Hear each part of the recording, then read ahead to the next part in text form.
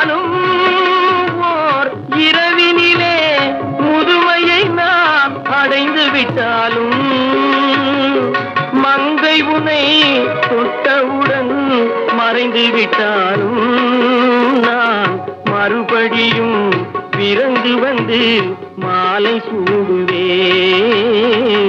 பாவாடை தாவணியில் பார்த்த உருவமாயிது பூவாடை வீசி வர பூத்த பருவமா. பாவாடை தாவணியில் பார்த்த உருவமா.